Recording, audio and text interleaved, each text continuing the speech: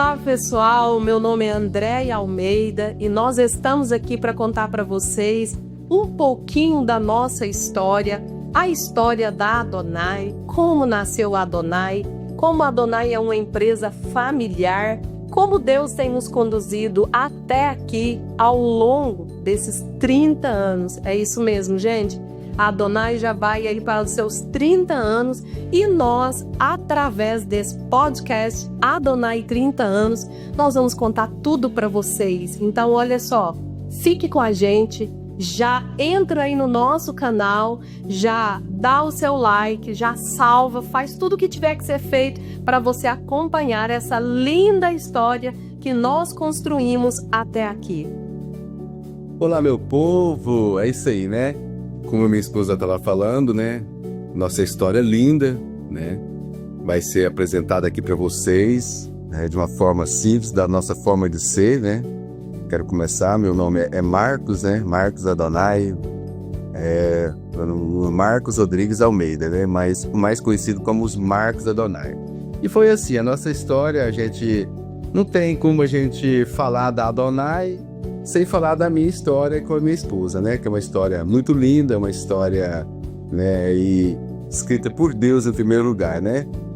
Lá atrás da nossa infância, né? Na minha infância ainda, a André bem jovem, eu também bem jovem ainda, né?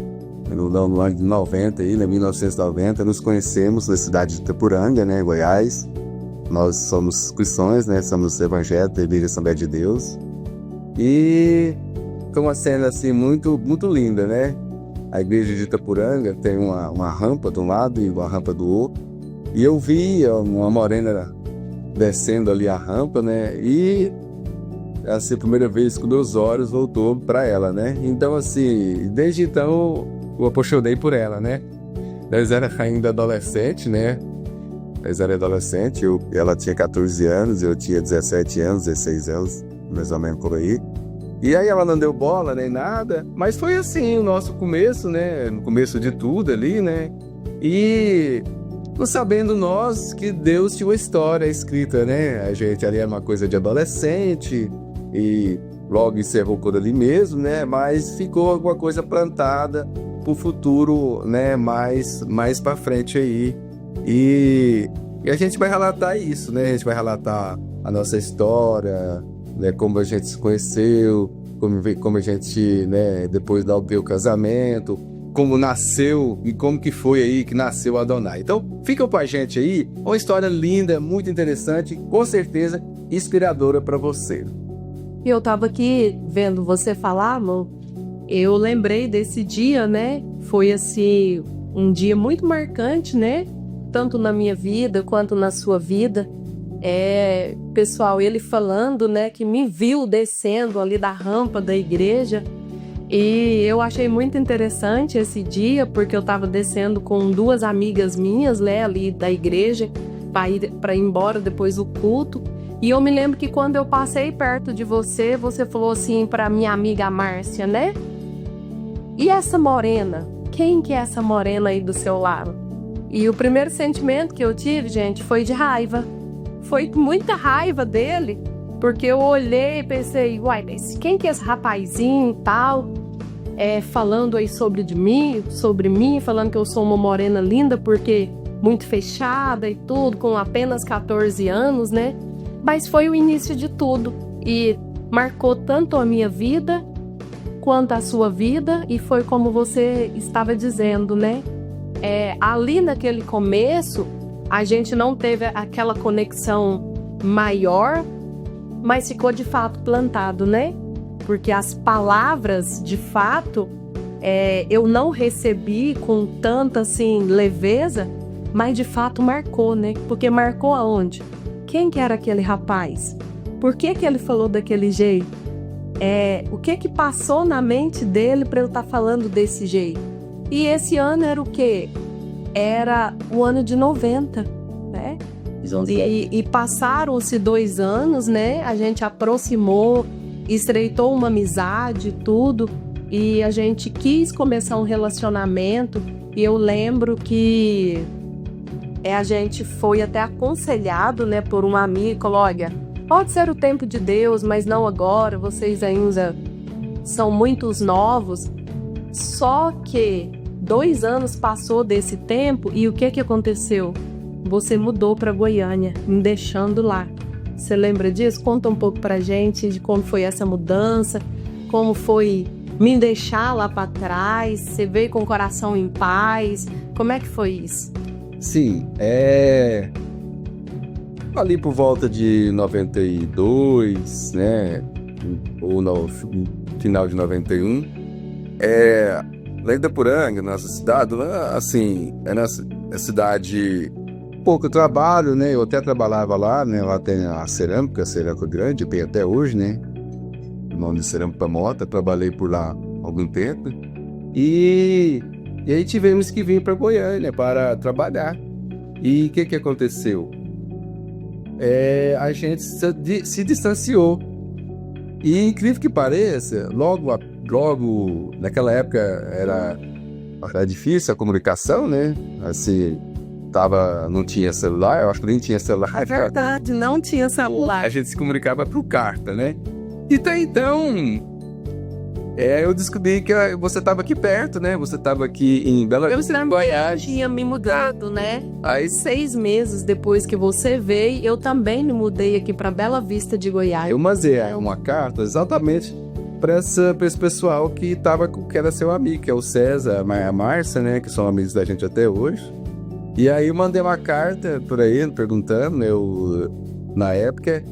Na realidade, eu mandei uma carta para você, certamente endereçada lá na casa dele, né?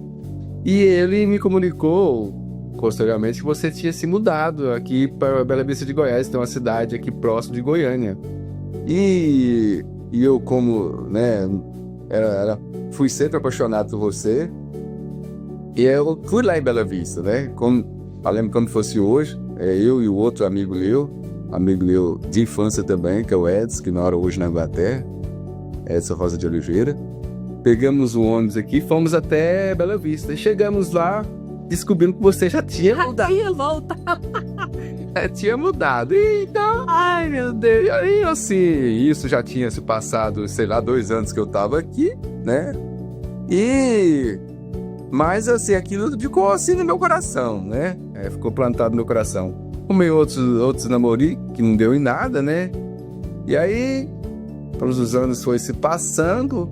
E por volta ali de 90, eu creio que 94, por aí, ou final de 93,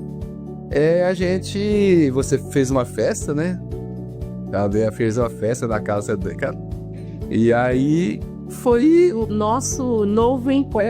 Aí eu lembro como se fosse hoje, me perfumei, me arrumei tudo. Passei vários perfumes para ficar bem cheiroso. E aí a gente voltou a conversar. Detalhe, eu lembro até o dia. Isso aí foi no dia 23 de julho de 1994. E aí eu lembro que a gente conversou e tudo. E aí você falou para mim, olha, eu tô afim de namorar alguém para casar, levar as coisas a sério e tudo. E eu já estava orando, né? Porque a gente, como cristão, a gente tem esse hábito, né, de estar orando, de pedir direção a Deus, do que fazer. E eu lembro que eu já estava orando e dizendo, Deus, se não for ele, que seja uma pessoa que o Senhor envie, mas eu quero casar. E olha só, gente, 18 anos, pensa. E ele chegou no dia 23 de julho, e eu lembro que nós tivemos a nossa conversa, e você falou assim para mim, eu vou voltar o mais rápido que eu puder voltar pra gente consolidar esse namoro. E foi tão engraçado, porque dia 7 de agosto, quem estava lá em Itaporanga novamente? Ele. Exatamente nessa festa, né? Que nós fizemos na nossa casa e tudo. E foi aonde Deus realmente começou ali um novo propósito, né? Na nossa vida, gente, em oração. Eu lembro que você falou, olha, eu quero namorar sério, eu quero casar. E eu tive aquilo como que resposta de Deus, né? Falei, nossa, uau, que bênção, né? Que tá vindo no mesmo propósito que eu estou, porque de fato eu entendi que como cristão, né? Eu não deveria estar namorando por longos tempos e tudo. Então, assim, você foi resposta de Deus na minha vida, naquele momento. Aí já se passaram aí do nosso conhecimento por volta de 4 anos, né? E aí as coisas já tinham dado uma melhorada da minha situação, assim, até financeira, né? Eu já estava trabalhando aqui em Goiânia, exatamente na área que estamos hoje, né? Aqui na área de confecção. Eu iniciei ali como auxiliar, né? De auxiliar de corte. Logo depois virei cortador, né? E então o que aconteceu? As coisas já estavam, né? Já estavam financeiramente, assim, um pouquinho melhor para mim aqui em Goiânia, né? E aí a gente se reaproximou novamente, né? A gente conversou entre si já para um namoro sério, já para casamento, né? E eu falei com o pai dela, né? E em 94 pra gente casar no começo de 95. Aí o meu sogro, Zé Vitalino, né? Gente fina, falou assim: não, no início do ano não dá, porque a gente, tanto meu pai como o meu sogro, eles trabalhavam em plantação de lavoura, né? Lavoura ali mesmo, sídios, né? Plantando arroz, feijão, milho, essas coisas aí. E aí sempre sobrava alguma coisa ali da despesa, né? Para vender, para tirar o dinheiro. Era dessa forma, né? Na minha infância, o dinheiro que tinha era da sobra do que a gente comia, né? Se plantava e colhia 10 sacas de feijão, um exemplo, a gente comia 2, 3 no ano e vendia o resto para comprar alimento, as outras coisas, né? E assim foi. Ele falou: não, eu tô com a plantação boa de feijão na época, né? Até era do Geraldo, né? Que é o nosso tio, né? O cunhado dele, cunhado do meu sogro, esposa da tia Elza. E eu vou plantar muito feijão, não me lembro, não sei se era 3 ou 6 sacas de feijão, e vou colher aí aproximadamente 50 sacas de feijão. Então eu vou vender, eu vou tirar as despesas e vou vender e vai a gente fazer o casamento. E eu lembro, falei: seu Zé, ok, beleza, então a gente aguarda, né, pra gente casar no meio do ano, mês de julho, né, de 95, e a gente eu já fui dando andamento, comprando as coisinhas que a gente tinha condições de comprar, tipo geladeira, guarda-roupa. A gente comprou um complemento por água mesmo, né? Aqueles guarda-roupas feitos de madeira mesmo, ali nas marcenarias ali, comprei. E assim foi acontecendo mesmo, concretizando mesmo ali, fechando tudo, né? E Deus colocou a mão em tudo.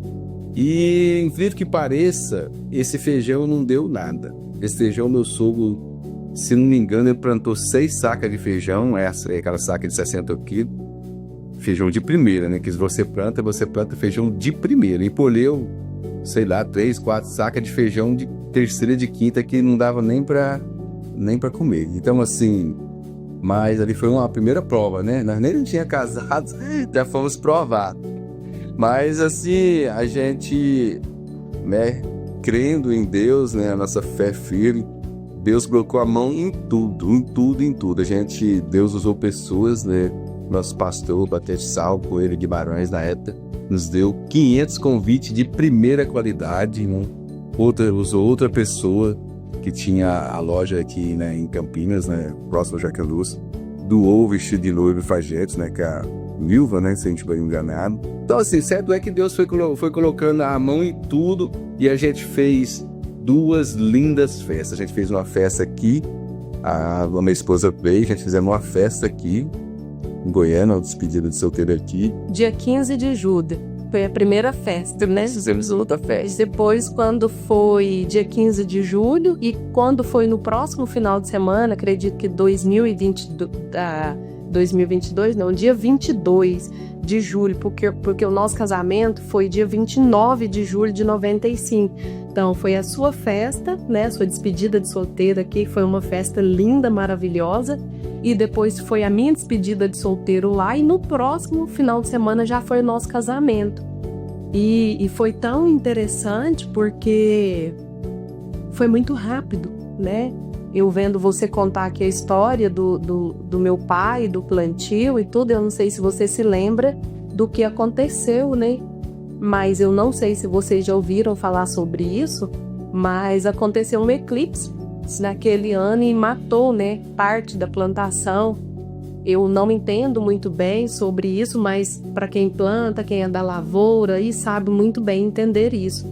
Então foram 11 meses e 23 dias do nosso propósito, do nosso sim, quando a gente diz nós queremos nos casar, construir uma família, uma nova história de vida. Foram apenas 11 meses e 23 dias até o dia 29 de julho, que foi o nosso casamento, né? E foi uma festa muito linda daqui de Goiânia, não sei se você lembra, tanto de pessoas que... Lembro sim.